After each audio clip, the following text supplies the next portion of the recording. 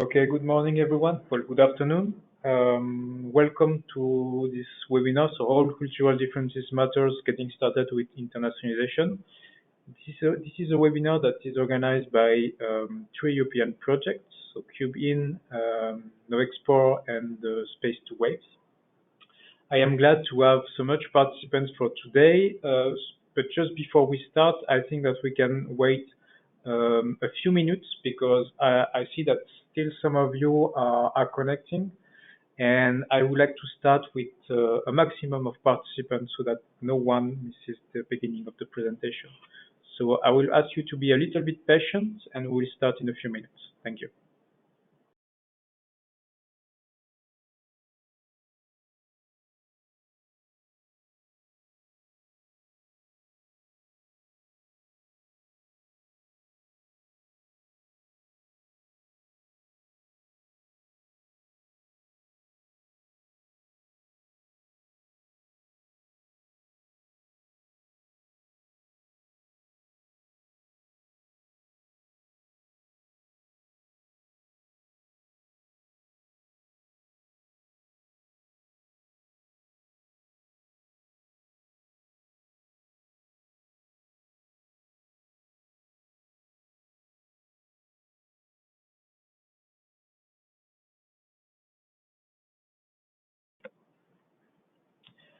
Okay, so I see that a lot of people connected while I was speaking, so I think that we can start our presentation and our webinar.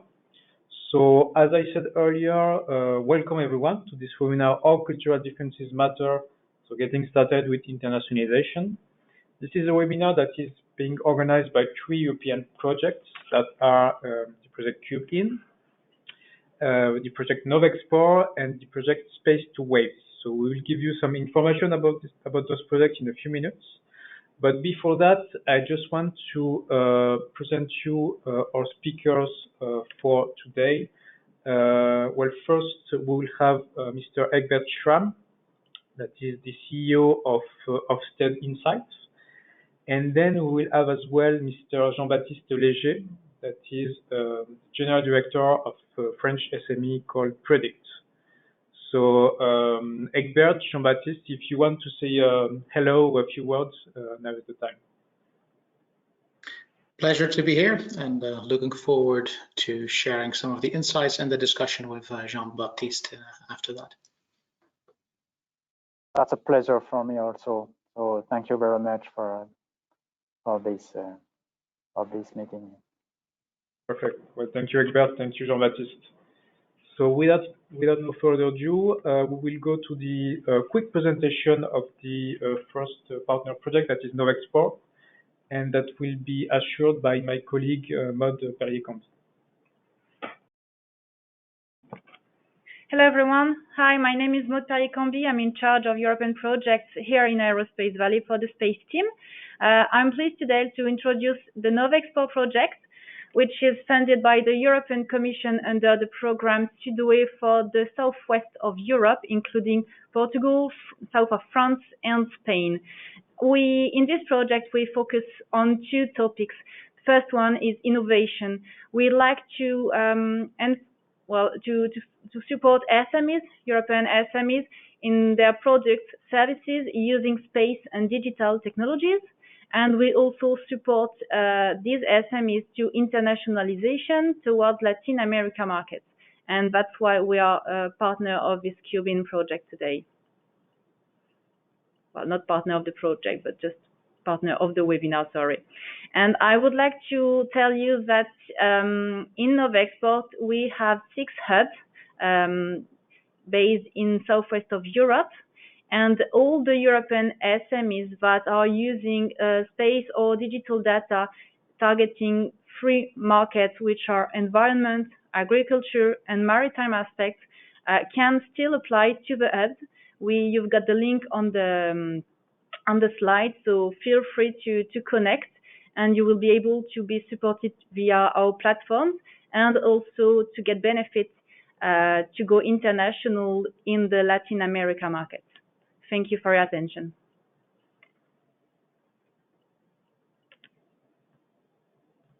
Thank you very much, Matt. Sorry about the small issue. So yes, I will have the pleasure to present you in a few seconds the Space to Waves project. So Space to Waves is funded by the European Union's COSME program, and the project is actually about the internationalization of SMEs that deals with Earth observation at the benefit of bluegrass. So just to give you basic information just at a glance, our idea is through Space to Waves to promote the access to international markets to 30 European SMEs that have already been selected. All those 30 SMEs are active in 6 bluegrass sectors, so fisheries, port infrastructure, EEZ surveillance, maritime transport, aquaculture, climate change. And the objective for us will be to send those 30 SMEs to 4 target countries that are South Africa, Canada, United Arab Emirates, and Australia. So to do so, we will organize some thematic sessions with those SMEs. I believe that some of you are part of those 30 SMEs. And we will organize as well some webinars, so like the one of today, in order to promote some particular aspects of internationalization to our SMEs and others. If you want, you can ask questions. Yes, I have some signs from my colleague. Yes, actually, if you want to ask questions about Space to Waves, about Novexport, about anything, you can already type the questions on the dedicated space of GoToWebinar, and we will note them for the end of the session. So just to finish my presentation, we have 6 partners from 4 countries that are France, Italy, Portugal, and 5 countries, sorry, Greece and UK. So thank you for your attention. And right now, I will give the floor to Mr. Eggbert for him to present you the Cubin program and to do its presentation. So Eggbert, you should have received a notification for you to share your screen. Thank you, Diego. Just a quick check that I'm sharing the right screen. I think yes, I am sharing the right screen. Perfect. Wonderful. Every digital platform, again, has a different technique, so glad that it works. Thank you, Diego. Thank you, Maud, for the introduction. Glad to be here.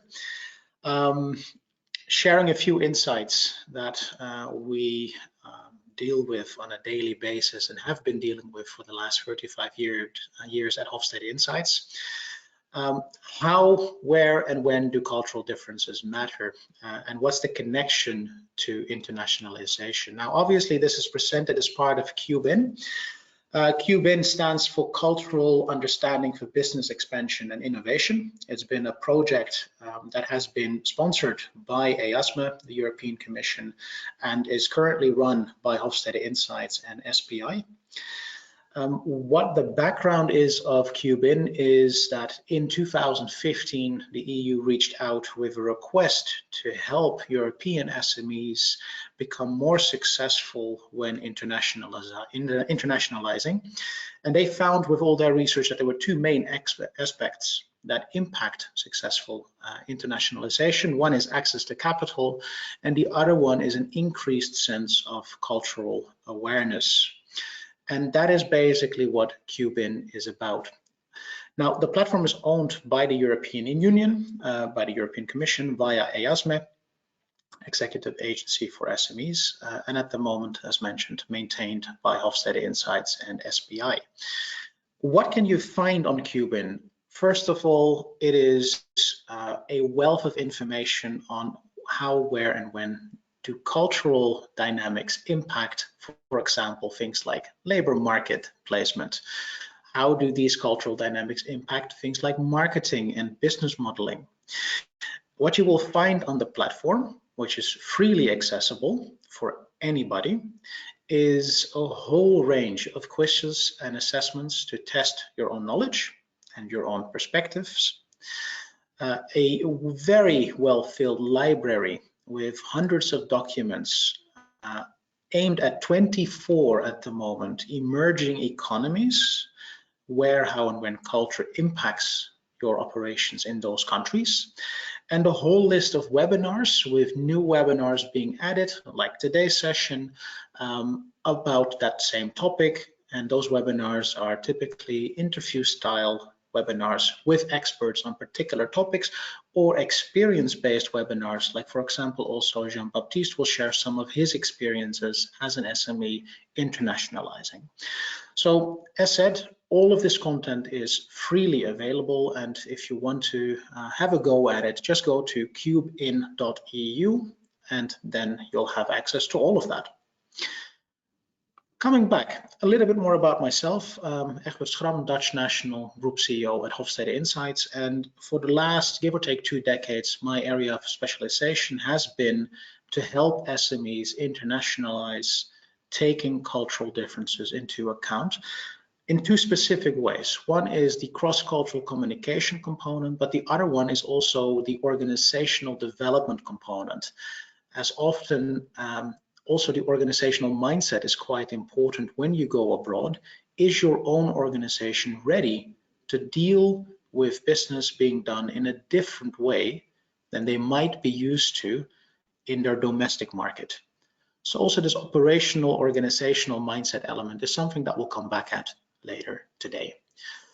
At Hofstede Insights, how to describe us as an organization is that we have got about 35 years of experience in assisting clients, roughly 5,000 of them, in dealing with these cultural challenges and turning them around into opportunities. We're about, at the moment, 150 people spread out over about 60 countries. So you could say we are a rather international SME from our own experience and size perspective. If we talk about internationalization and we talk about how culture impacts that, let's do a little mind game. I'm showing you a little picture in front of you. And what I would like to ask you is, in the chat function that you have available in this GoToWebinar environment, type in, what is it that you see? So I'll just wait a moment. Look at the picture in front of you and type in that chat screen, what is it that you see? And let's see what people are writing and sharing with us.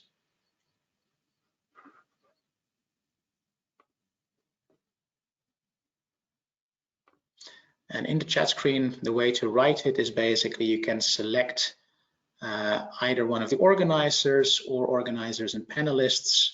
So just select their organizer and panelists, and then we will get the input there. So I'm getting a few options already there, and thank you indeed, Diego and Maud, for assistance. People can type their answers there. What is it that we see? So I'm getting a few direct messages. Quite a few people see a frog, and I think for most of you, when you look straight at the image in front of you, you will be able to see that frog. Now, I have one person here that indicated I can see a horse. For yourself, can you see that horse? Just have a look at that image. And when you look straight at the camera, look at that image, do you see that horse? For quite a few people, the answer will be no, I can see the frog, but not the horse. Now do the following. Turn your head, tilt your head basically sideways. Now can you see the frog? And the way to look at it is the nostrils of the frog, or the eyes of the frog, are the nostrils, the nose of the horse.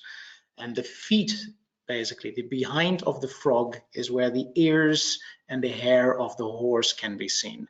Now, this little mind game basically touches the essence of why culture matters when you plan to go international, because we can all see that what is in front of us, but what we interpret, what the meaning that we take out of it will differ depending on where we come from. Now, what does that mean in business? The first lesson to keep in mind when you internationalize is you look at the world through your own lens. And that own lens has been shaped, programmed, coded in your brain by the way you were raised and the way you were educated. This, for example, has a consequence for product design and product placement. Here you have the Walkman. And for most of you that are born after, or let's say are born before 1985, you will know what that is.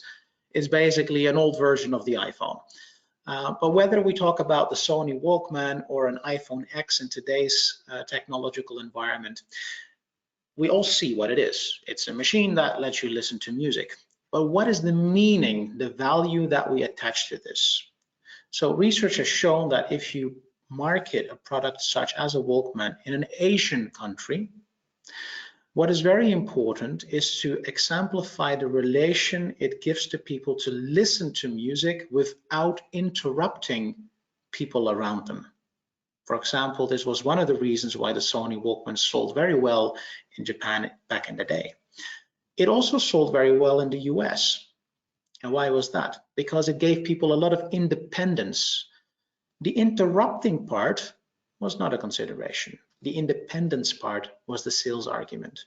So internationalization is very important when you think about how will you market and position the product or service that you bring to a market. What are the cultural drivers that you want to touch, so to say? Another way of taking this into account is the words that you use. So here you have a statement. That statement reads, I feel really connected to my home and the people that I live with.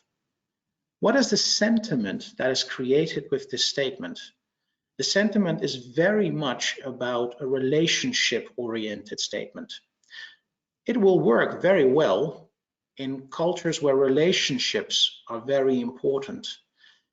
If, however, you would use the same sentiment to market to a country where it's more about individual needs, not so much about the sentiment or the relationship aspect, you might still sell well, but not as good as if you would have chosen a more individualistic approach.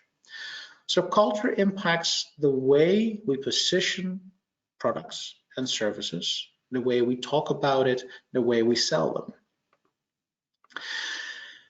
Also in the way we write about our products and about our organization matters quite a lot.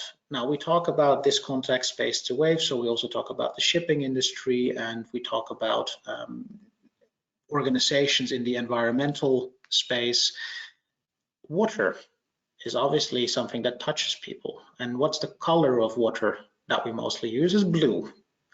Now, what does blue mean from a cultural perspective? Blue from a cultural perspective means cold and distant in cultures such as Latin America and cultures such as Africa. Blue in countries such as here in the Nordics means transparency and trust. So we have a color, but the meaning we attach to the color will drastically depend on the area where we are operational.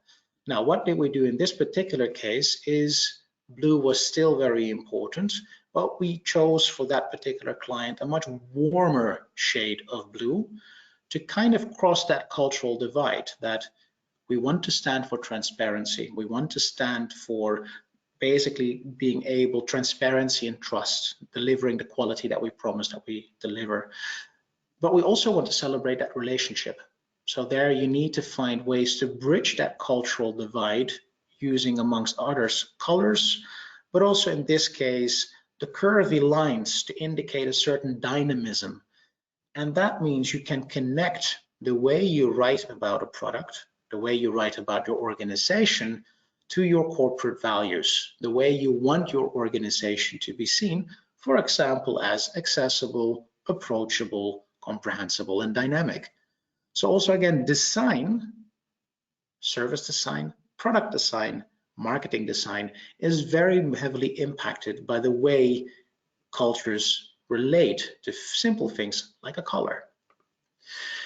Now, if you think about it from a business point of view, why does culture matter? These numbers, I would say, nicely summarize it. Whether you're planning to build a company that lasts for decades, or you're planning to build a company that you want to sell after 5 years or 10 years, culture is an extremely important element of the financial value base that your organization builds. said, 90% of organizations indicate that, yes, actually it is one of our main value drivers, especially when you deliver services. The culture you have in your organization is the only thing that really distinguishes yourself and your organization from the competition. Yet for a lot of organizations, they struggle to express this in numerical terms and therefore to manage it, which becomes very important the moment you go across a border and you come into new environments that are unfamiliar to both you, but also your team. And that is one of the reasons why a lot of cross-border ventures fail. And it's also one of the reasons why the EU spent a great deal of effort in making European SMEs more culturally aware, to really take it serious. Some might say culture is a soft topic. We would argue, think about an engine. You can build the most beautiful engine, and if we're talking old technology, that engine will require lubrication. An engine without soft stuff will not run. An engine without high quality soft stuff, lubricant, will not run optimally for a very long term. So from a business ownership perspective, if you're serious about building an organization that will last, that is able to scale, it is very wise to take the cultural factor into account. Now, to summarize, a country is a country, company is a company, and a brand is a brand. And you might argue, you are you. We are all unique individuals when we operate independently. The reality is most of us don't work on our own. We work with others. So it's very important to understand, where can I leverage or capitalize on cultural differences to really make cultural differences become my core asset, my competitive advantage. And therefore you need to understand, how does culture impact you as an individual? How does it impact your team? And how does it connect to the interaction you have with customers in faraway markets? And that means country-specific advice. It also means role-specific advice. Because when you go to cultures that value expertise over a CEO title, will you send your best expert, or will you go yourself as a business owner? Or if you go to a country that is different, where they value the social status of being a CEO, will you send your product manager, or will you go yourself? All of this is very crucial to understand when you interact with other markets. And that means in practice, using products such as our Culture Compass or the Cubin quizzes to visualize where, how, and when does culture impact your market, your product, your team, is basically the first step of making sure that you can really do this in the most effective and efficient way possible. Wrapping it up shortly, one of the most important things is, when you think about a market to select, can you pick countries that allow you to internationalize, not just to one country, but to a whole region, because they share certain cultural characteristics, meaning it becomes more cost efficient? And yes, the answer is yes. This is just a very quick overview of how you can segment the world in different consumer cultural clusters, meaning in some clusters, such as the US or Canada, the focus has to be on what's in it for me when you communicate to consumers. When you go to countries such as, for example, Greece or Argentina, it's much more about playing a little bit of mysteriousness, intrigue people, seduce people. And then you've got cultures such as Kenya or the Philippines, whereby you need to put a lot of emphasis on offering reinsurance. Your quality products are seriously vetted by trusted experts, because there's less trust in societies as such. So you as a provider need to build more of that trust into the way you position yourself and your products. Now, just to wrap it up, before we move to the experience of Jean-Baptiste, ourselves as an SME, have been on a journey of rapid internationalization since about 2012. And the lessons we've learned have resulted in a tripling of our headcount, a tripling of the locations that we're active in, and a quadrupling of our turnover. So using our own medicine, so to say, as a consultancy has been instrumental for us to do all of this while maintaining a very solid financial book, which is a trouble area for a lot of startups to scale ups. So some of the lessons to apply.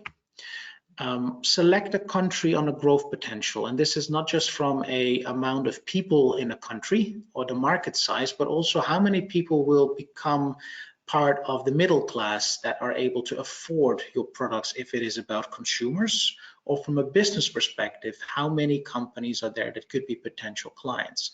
Obviously, this is the more traditional market research. When you select a country head, make sure that you select people from two particular aspects. Number one, their track record, obviously, nothing new there. But more importantly, and often overlooked, what is the local status of the people that you select? Have they gone to the right schools? Do they move in the right circles? Because especially in more hierarchical and collectivist cultures, where relationships are very important, such as Brazil, such as India, such as the Middle East, such as Africa, basically, who you choose to represent your brand is a testimony to how you want your customers to perceive the quality of your brand.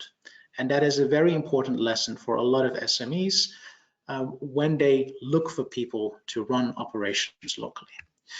And last but not least, assuming you have done all of this, make sure that people work in a way that fits to the culture you have inside your own organization, because otherwise it is likely that they will not last more than a year or two. And if they have the relations, the moment they move, they take the relationships with them. So that's a business risk. So you really want to make sure that you do a proper vetting to understand who has the right connections and entry points and fits to the way your organization works. That was it on my side.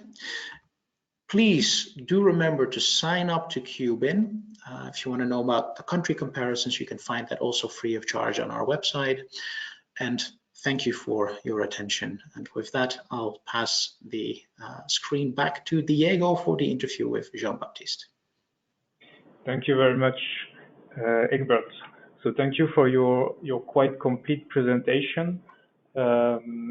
Actually, to all participants, if you have some questions to Eggbert, do not hesitate to ask them on the chat so that we can sum them up and ask them directly to Eggbert and Jean-Baptiste as well at the end of this session. So speaking about Jean-Baptiste, just taking a little bit of air, if you allow me.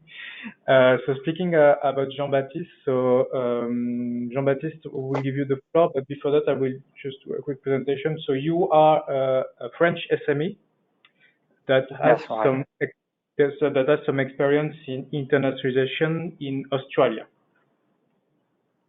Correct. Okay, and so you want to say us a few words about your experience and how you managed to go to this country. So Jean-Baptiste, you have the floor. Thank you, Diego. Thank you, Eggbert, for this introduction and very interesting presentation about internationalization. So from my side, I am JB Deger. So I'm one of the founder of the company, created company in 1999. And so we developed some predictive technologies, digital technologies for industry. My experience is that after a business tour in 2017 under the French maritime cluster Pôle de Mer and Business France initiative, we had the opportunity to discover a part of Australia. Some part, I mean, Western Australia and South Australia, and to present predictive digital technologies and innovation to a different industry and maritime big player. We had a very nice and friendly welcome on the audience and during the different business to business meeting and the different contact that we have during the B2B meetings. And we understand that we haven't really competitors and in Australia, and we understand that Australia could be a huge business space for predicts. We understand also during all of these meetings that we have to develop local content, and in our case, to not try to manage remotely business and contact, but to be present locally. So the decision from our side was to develop a company from scratch in the Australia.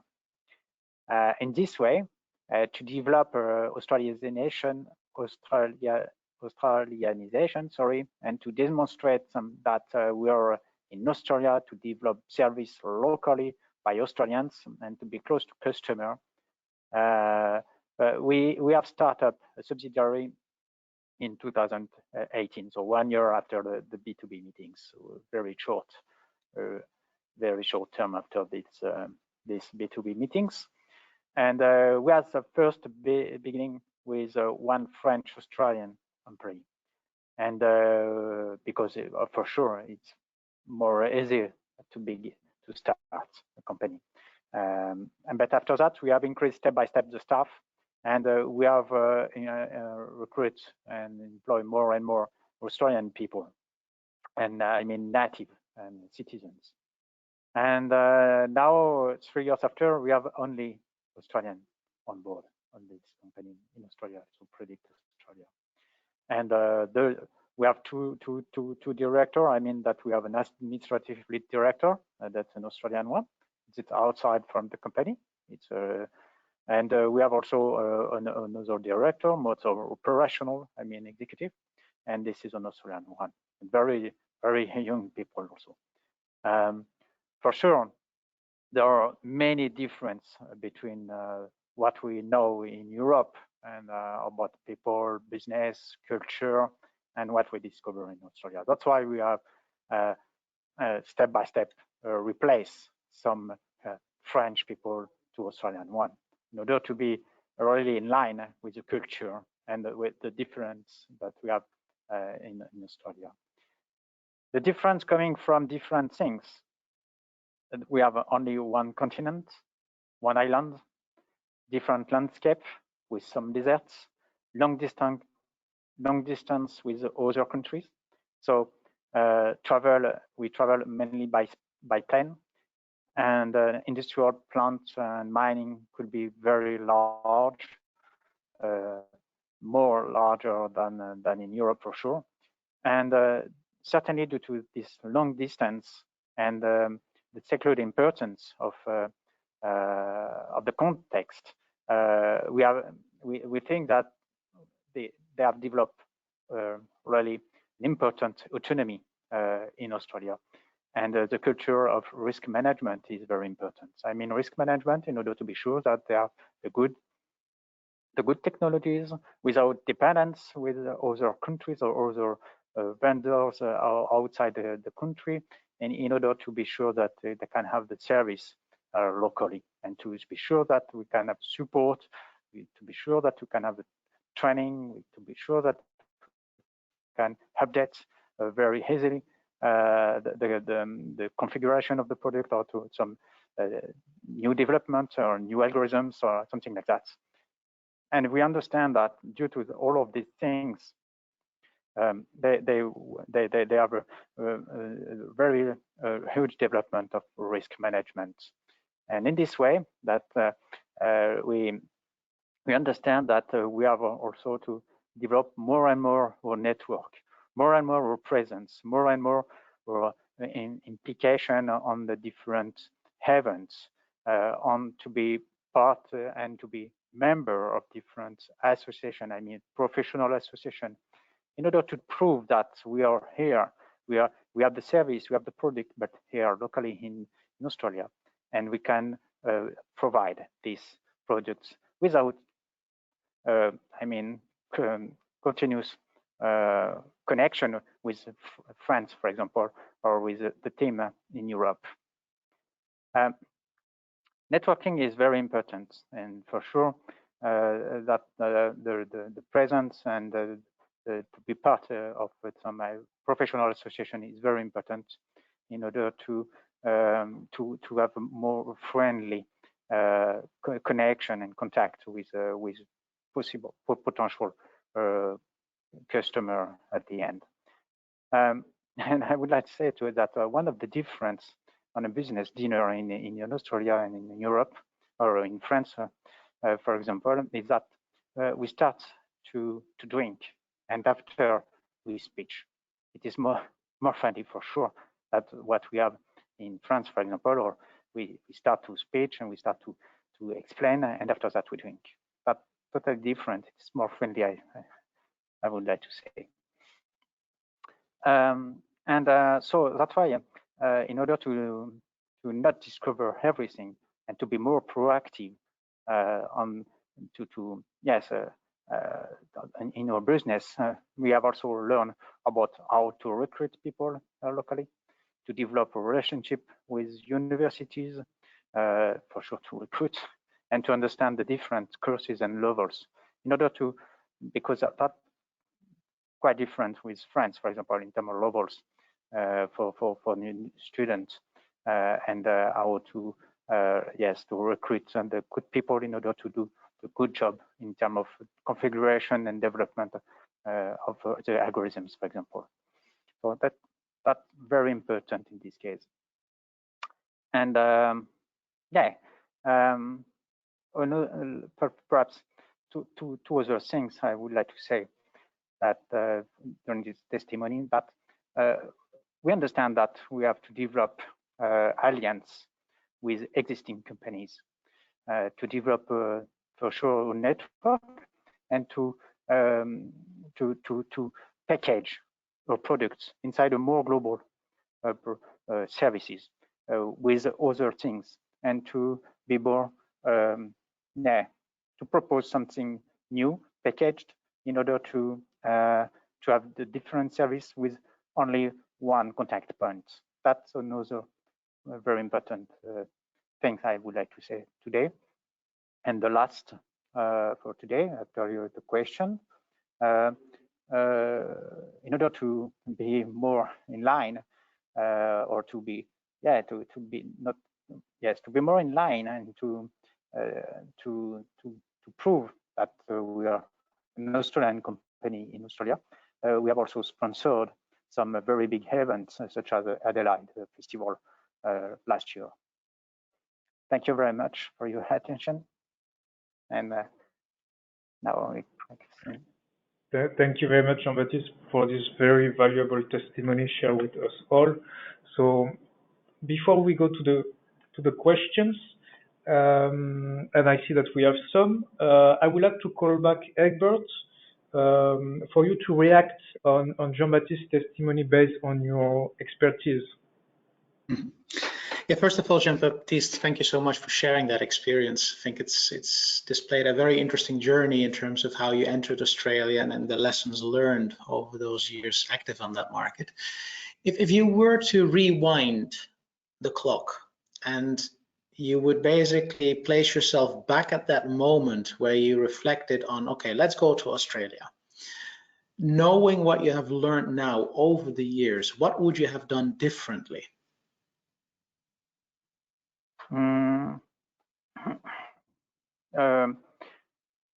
How to address people for the business, because the contact is different, so to present your solutions is different. For sure that, as I said about the risk management, we have more to prove that this is a robust product, that we have also local content, really local content in Australia. So for sure, I would like to say that we how to introduce our product, how to introduce our services. If we have to restart, I make differently for that. Another thing I think is that to be more, I can say that when in France, for example, because we are not a startup now in France, because we have born in 1999. But in Australia, we are a startup. That's another difference. And so in France, when people said, or a customer would say that they would like to make a proof of concept, we said that it's necessary to pay for that, and it's not free of charge. But in Australia, for example, because we are a startup in Australia and not a 20 years old company, we have to make something free of charge to prove during perhaps 2 weeks or 3 weeks that we have the capability to do the business.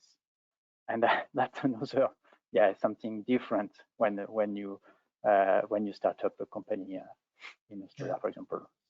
So a nice example of indeed how a company's way of working would need to be transformed to enable that quick action locally. Thank you for sharing that.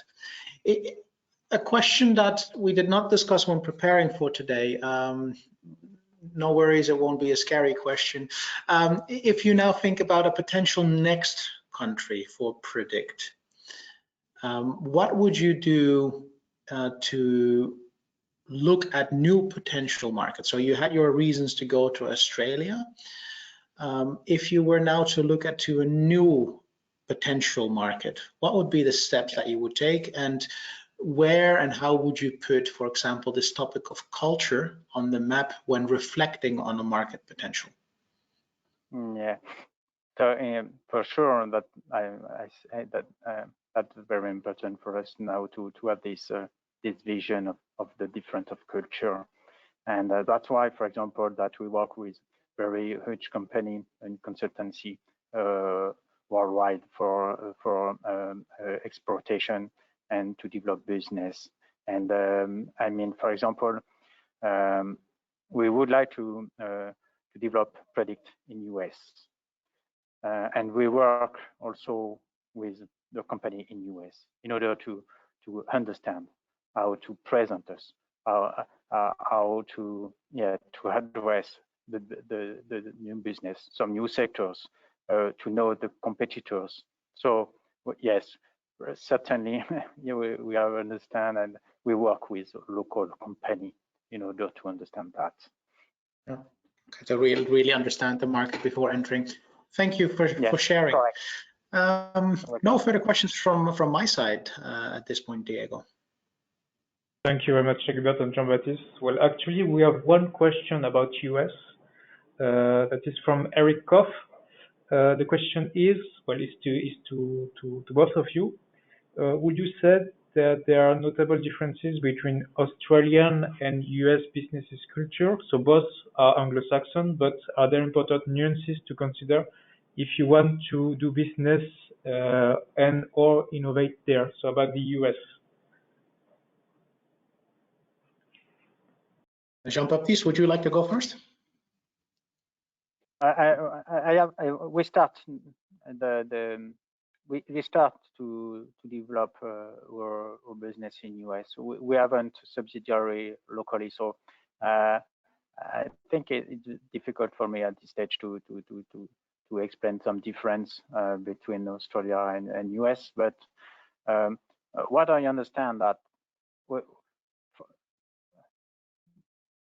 in Australia we have many US companies, many, and America makes very big business in Australia. So I can say that's just my experience.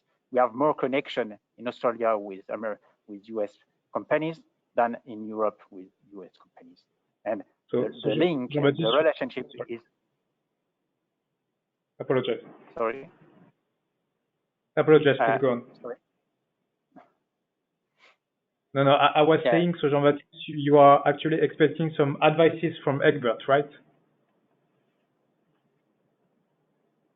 I just explained that that my experience with the culture, the difference of culture between Europe and Australia, and Europe and US, perhaps we can say that in Australia we have less difference on culture between Australia and US, and we have more relationships with our subsidiary in Australia with the US companies that in our very more old company in Europe with US company. That's only what I would like to explain. Yeah. I think, like, if I reflect on it from the cultural perspective, as of course there are certain cultural similarities between Australia and the US. From the experience that we have in advising organizations that are operating either in Australia or in the US, is compared to Australia, that the US consumer market, let's put it this way, but also business market is quite a lot more fragmented than in Australia, because the US, of course, every state has slightly different legal and educational infrastructure, and that means it becomes a little bit more difficult to say there is one US market. It really depends to some extent on which part of the US are you marketing to, because East Coast, the core of the US, like the Midlands versus the West Coast, they have very different ways of reacting to the ways that products are positioned and the markets that you target, as there are also rather big differences between consumer groups in the US compared to Australia, which is a little bit more of a connected entity from a consumer market perspective. From a European point of view, the biggest challenges that we see with European startups going to the US is Europe thrives on things like predictability and process. That is typically a bottleneck in the US, where there is a reason why in a lot of the management schooling people get, there's a lot of talk about agility. So in the US, it's about being rapidly able to adjust your course, and that goes less easy in Europe because people have more emotional need for predictability. But if as a startup organizations have succeeded in Australia, there is quite big likelihood that they will also be able to succeed in the US, as long as they're mindful on what is the particular target group of consumers or business areas that you want to target, because there are state-related differences. And I think that's where, for example, the quizzes, well, Cubin now, of course, is focused on emerging economies. So that's important to keep in mind. But the tooling that is presented on Cubin, or the tooling that we have available on our own website at Offset Insights, does give people quite a lot of insight in what are the cultural items that you really need to be mindful of. Because again, Europe is thriving on process and structure, but it doesn't mean that a particular European startup has a similar focus area. So it's always important to be mindful of what makes your organization work and how does that correspond to the market that you're planning to export to, whether that be the US, Australia, or Latin America. Bringing it down to organizational level and then an individual level is quite important.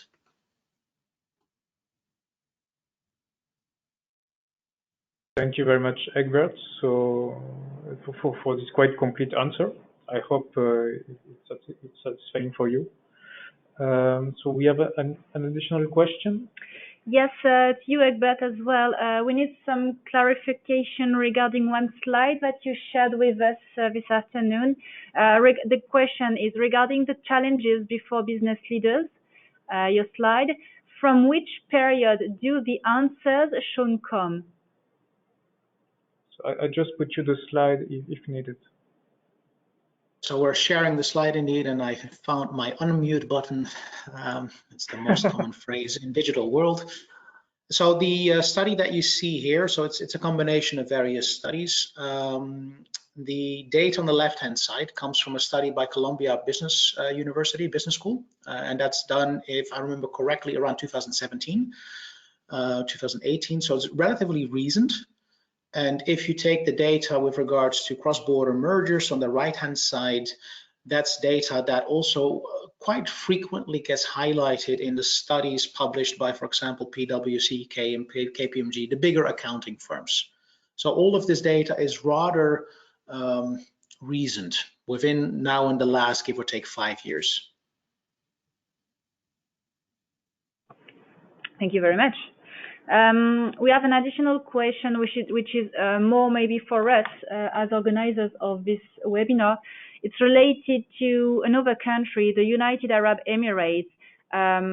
Do we consider to host speakers with testimonial on internationalization in this country? Indeed, it might be very interesting, and it's not the scope today because the world is quite large and it's not possible to cover all the countries, but we might think of it.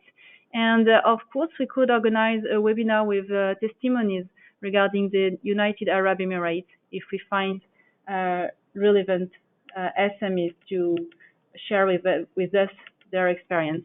So we will think of it, and thank you for this remark. And there is one additional question. Yes, sorry. So it's a question for you, Eggbert. How do you evaluate psychic disease effect on, and now the question is cut, so I don't see what is written after it. Okay, I can read it for you. Yeah, thank you. How do you evaluate psychic distance effect on export performance? So if just for me to make sure I understand the question, how do we evaluate the mental distance? I think so. With psychic, I think it's the mental distance indeed. Okay, yeah, also psychological distance. Culture, in that sense, it's obviously a fascinating topic, but I'm biased in saying that. Sometimes we have the biggest culture clashes with people and countries that we think are very much alike.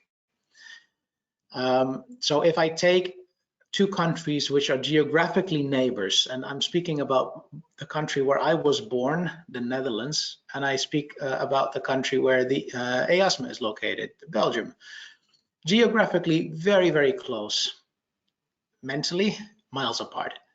Because the way we have the schooling systems work, the way business works is so drastically different that even if geographically and even partially language-wise, two cultures are next to each other and are similar, you often get blindsided and surprised the most, in a negative sense, when you think we're the same. I mean, when you go to a country like Indonesia, you can expect that, okay, we'll be different because Asia and Europe. When within Europe, you look at the differences between certain parts of Europe and culturally, they're so diverse. That's one of the richness of the EU, is this massive unused testing bed of cultural differences that if you know that you can succeed within Europe, you'll be very likely to succeed outside of Europe as well, because Europe connects so many different cultural peculiarities that you will find outside of Europe. Well, that Europe is a safe testing environment. Now, coming back to this aspect of mental distance, of psychological distance, in the end, for most of the emerging economies, what matters the most is the relationship between the founders. And that's because in a lot of the emerging economies, cultures are rather hierarchical, and that means people will execute what the boss or owner will tell them to do.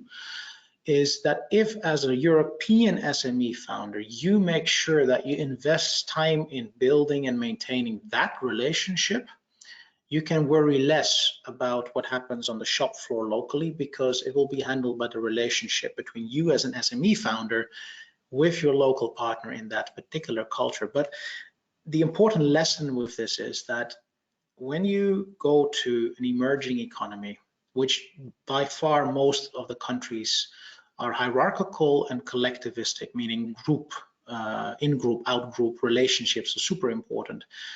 You should never underestimate the amount of time mentally it will take you as the SME owner to make sure that you keep that relationship intact. And that goes quite a lot further than what we might be used to in Europe. So if you go to collectivist cultures that are hierarchical, the mental distance, you have to really invest time in keeping that minimum.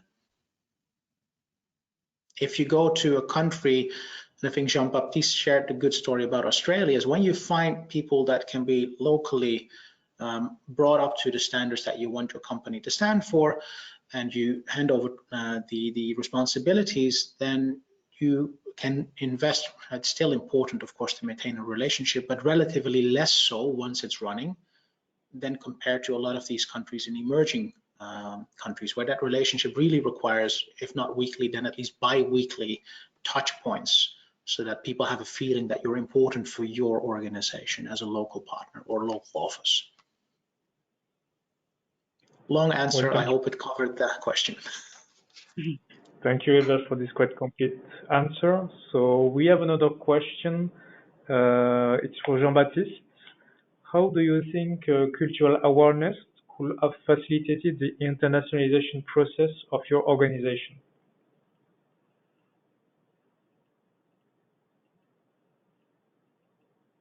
Yeah, that's a good question.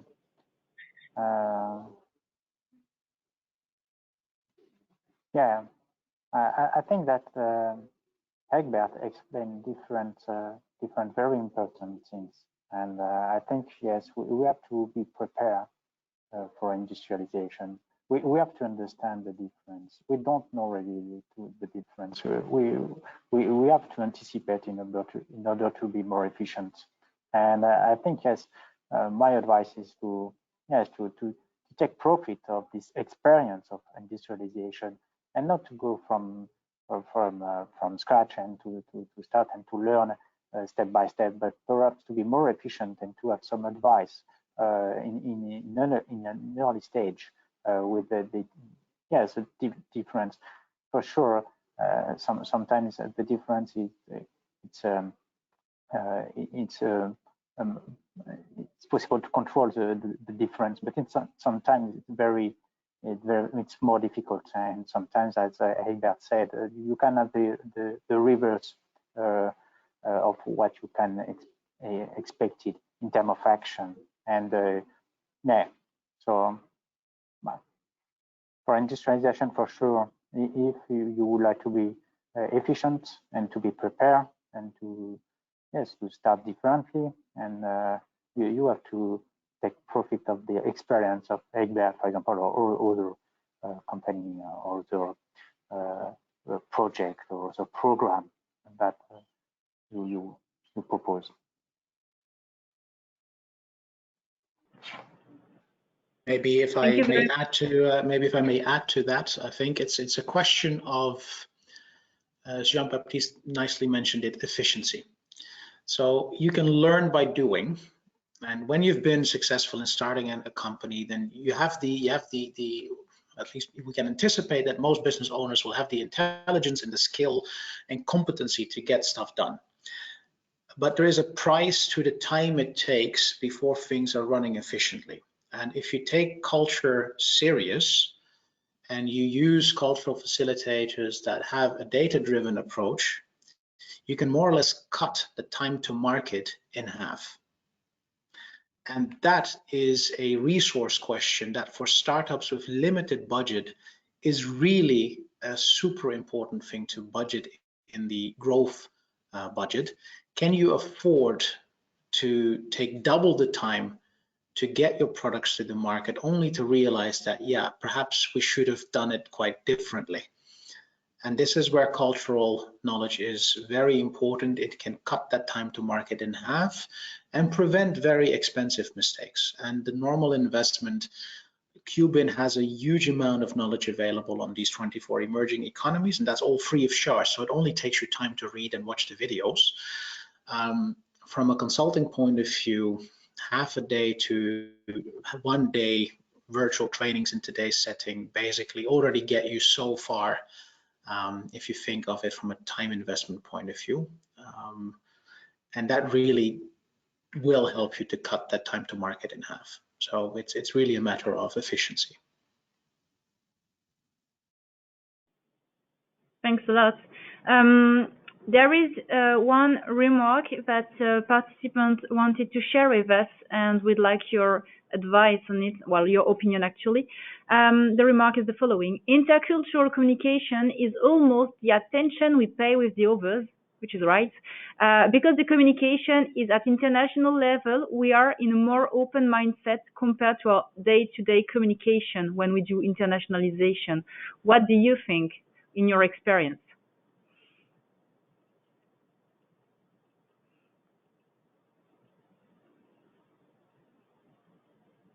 If we look at it from a communication point of view, it's like the frog and the horse, or the Walkman.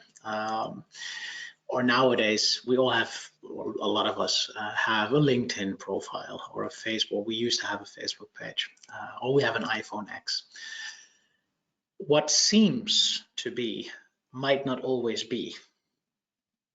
And that's a rather philosophical reflection on the statement that in an international environment, we appear to be more open. The reality is that as business owners, as CEOs, when you interact with people that you are about to sign a contract with, that relationship is hardly ever very tense, because it's a positive thing that is happening. It is not until your normal delivery teams start interacting with local delivery teams that there is time pressure, there is money pressure, there's quality pressure. That's when cultural differences really pop up and can hurt. So it is very important in an internationalization space to be mindful of the fact that the context in which you operate as a business owner, CEO, or salesperson is very, very different in terms of stress and therefore potential cultural impact than from people that work on the floor level. And being mindful of that will basically minimize potential issues. So the openness has multiple perspectives to it. Thank you very much, Eggbert. So before we end the webinar, we have just one last question for you as well. So on how many countries are you active on? And another question, how do you select your country representatives? So Hofstede Insights, we're active in, at the moment, 61 countries. And as of late, we've been heavily expanding into emerging economies. So for example, Africa and also Asia. We just opened our India office last November. And as mentioned, so the way we represent our country office heads is combination of track record and local status. So for us, because culture is in essence, it's a trust business. And the clients need to be able to connect and trust that relationship, because it is a rather complicated topic. People really need to open up, and that is not something you do easily with people that you do not know, especially not in collectivistic cultures. So for us, in collectivist cultures where we're operating, we have people that have a high social standing, in order to give that brand perspective of, in our case, we want to be known as approachable and knowledgeable. Well, thank you very much, Eggbert. So before we end the webinar as well, both Eggbert and Jean-Baptiste, do you want to say a few words to the audience?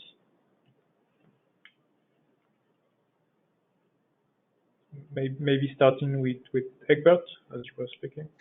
I'm learning to not speak up always first. It's a very Dutch characteristic. I apologize for that. So I think it's very, very nice to have business leaders like Jean-Baptiste to share the practical experience that they have seen when starting to grow their organization outside a home country. And I can only applaud that level of openness. And I think that is really the way that SMEs lead. Learn by doing. What we hope to provide to that is to really invite all of the people present, explore Cubin if you're interested into emerging economies, connect with us if you're serious about really anticipating, wanting to anticipate how, where, and when culture impacts your internationalization plans. because the beauty of cultural differences is that by visualizing the differences, we also know what we have in common. And what we have in common is that what makes us be able to build relationships. And relationships are super important when we talk about openness and the ability to learn from what went wrong and what went right. So that's really my invite to the audience. Explore Cubin, listen to the webinars there, read the documentation, connect it to your reality, and if and when you want to reach out, just connect with us via the details provided, so we can assist in really making that internationalization work for you, with you. Thank you very much, Eggbert. Jean-Baptiste, do you want to say a few words? Yes, few words. Only to say that, yes, for sure, what Eggbert proposed in Cubin could be very important and interesting for you. This is a long journey for sure to develop business at the industrial, international level, for sure. And my advice is just, as Eggbert said, and to be more in line with the culture. You have certainly to develop and to employ some local content for sure, and perhaps not to try to have some people coming from your country, or to find some other citizen from your country in this country, because you have a bias in terms of culture with the current one, or I mean the local one. So I think try to be the best to recruit some local talent and content in order to develop your business locally. I think it's very efficient in this way, and I can say that 3 years after the startup of the company, the company is totally different. It's not the same. It is already an Australian one. Thank you, Jean-Baptiste. I would just say a few words about on behalf of the Novexport project. So if you are an SME from the southwest of France, southwest of Europe, sorry, so southwest of France, Spain and Portugal, you can still apply to the open call that's dedicated to export and internationalization to Latin America. So as presented by Maud, you have the hyperlink on the presentation that you will have, of course, by email. So thank you very much to both our speakers, so both Jean-Baptiste and Eggbert. Thank you very much to all of you for your attention. As I said, on the next 24 hours, you will receive the slides with the complete presentation, and you will receive as well a video of the webinar if you want to see, look again the presentation, the quite interesting presentation of Eggbert or the testimony of Jean-Baptiste. So thank you very much everyone for your participation, and see you very soon. Goodbye. Welcome. Thank you. Cheers. Bye-bye. Pleasure. Bye-bye. Thanks.